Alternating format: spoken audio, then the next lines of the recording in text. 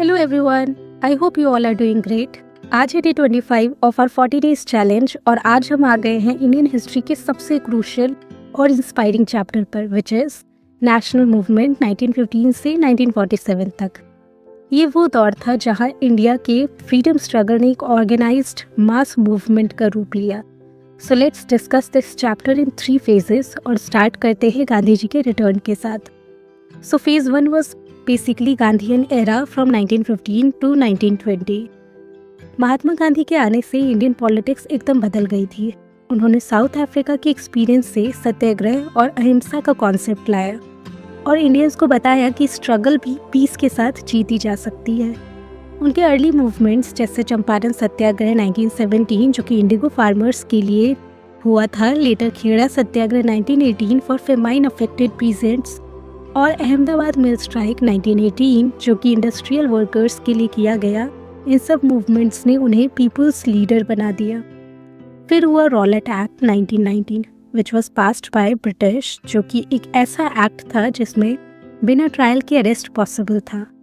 लोगों ने इसके खिलाफ प्रोटेस्ट किया और फिर हुआ वो ट्रैजिक इंसिडेंट जो आज भी हर इंडियन के दिल को दहला देता है, which is Jallianwala Bagh massacre 13 April 1919। General Dyer ने इनोसेंट लोगों पे गोलियां चलाई और वहीं से गांधी जी ने समझा कि ब्रिटिश के साथ कोऑपरेशन का ज़माना अब खत्म हुआ। फिर उन्होंने लॉन्च किया नॉन कोऑपरेशन मूवमेंट 1920 से 1922 तक, जो फर्स्ट मास मूवमेंट था पूरे इंडिया में। स्टूडेंट्स ने स्कूल छोड़े, लॉयर्स ने कोर्ट बॉयकॉट किए और लोगों ने फॉरेन गुड्स चला दिए। लेकिन चौरी चौरा इंसिडेंट 1922 में वायलेंस होने के बाद गांधी जी ने मूवमेंट विदड्रॉ कर दिया। उन्होंने कहा, violence is not our path, now let's talk about phase 2 starting 1920s to 1930s। Non cooperation के बाद पॉलिटिकल कॉन्शियसनेस और बढ़ी, यूथ ऑर्गेनाइजेशन बने, रिवोल्यूशनरीज जैसे भगत सिंह, राजगुरु, सुखदेव, इन सभी ने आर्म्ड स्ट्रगल का पाथ चुना। भगत सिंह ने कहा, इनकलाब जिंदाबाद, और अपनी आइडियोलॉजी से यूथ को इंस्पायर किया। 1927 में साइमन कमीशन आया which was without a single Indian member. देश भर में स्लोगन गूंज उठा, साइमन गो बैक। इसके बाद कांग्रेस ने अपने डिमांड्स रखे और 1929 में लाहौर सेशन में पूर्ण Swaraj which is complete independence का रेजोल्यूशन पास हुआ। 26 जनवरी 1930 को पहली बार इंडिपेंडेंस डे मनाया गया। फिर 1930 में शुरू हुआ civil disobedience movement. Gandhi ji ने दांडी मार्च किया 12 मार्च से 6 अप्रैल तक। साबरमती आश्रम से दांडी तक 240 माइल्स चलकर सॉल्ट लॉ को तोड़ा। ये एक सिंबॉलिक प्रोटेस्ट था जो लोगों के मन में होप जगाता था। वुमेन, स्टूडेंट्स, पीजेंट्स सब इस मूवमेंट का हिस्सा बन गए थे। 1935 में आया गवर्नमेंट ऑफ इंडिया एक्ट जिसमें प्रोविंशियल ऑटोनॉमी दी गई, लेकिन रियल पावर अब भी ब्रिटिश के पास थी। यही एक्ट लेटर इंडिया के कॉन्स्टिट्यूशन का बेस बना। Now let's talk about phase 3 1939 से 1947 तक। वर्ल्ड वॉर 2 के दौरान ब्रिटिश ने बिना इंडियन से पूछे इंडिया को वॉर में इन्वॉल्व कर लिया। कांग्रेस ने अपोज भी किया और फिर आया वो स्लोगन जो हर इंडियन के लिए एक क्लैरियन कॉल बन गया, which was given during quit India movement 1942, जो कि था डू और डाई। गांधी जी ने कहा, we shall either free India और die in the attempt of doing it. इस मूवमेंट ने ब्रिटिश के फाउंडेशंस को हिला दिया। पैरेलली सुभाष चंद्र बोस ने आज़ाद हिंद फौज बनाई और स्लोगन दिया, give me blood and I will give you freedom. INA के ट्रायल्स ने पूरे देश को यूनाइट कर दिया।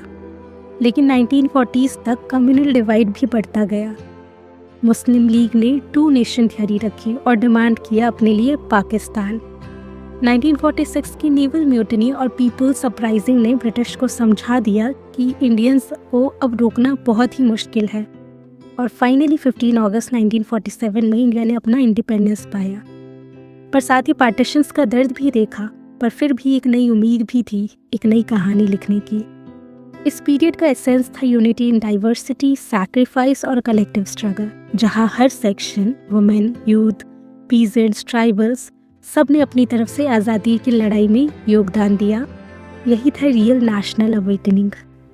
आज के चैप्टर ख़त्म करते हुए हमने ये जाना that freedom was not gifted, it was earned drop by drop, sacrifice by sacrifice. आज लंच में था आलू पराठा और कोरिएंडर की चटनी विच वॉज रियली यम। उसके बाद दिया मैंने SSC CHSL 2025 का एक मॉक टेस्ट। काफ़ी फोकस्ड सेशन था, थोड़ा टफ लगा but it was worth it. उसके बाद इवनिंग में बनाई मैंने घुघरी। Those who belongs to Bihar must be knowing कि हमारे यहाँ बॉइल्ड काले चने में प्याज टमाटर और स्पाइसेस डालकर बनती है ये घुघरी। But this recipe is different, suggested by my friend who is from Banaras. और ये बनाया था मैंने कैरेट, पीस और आलू से प्रेशर कुक करके, एकदम माइल्ड स्पाइसेस के साथ। It was really yummy.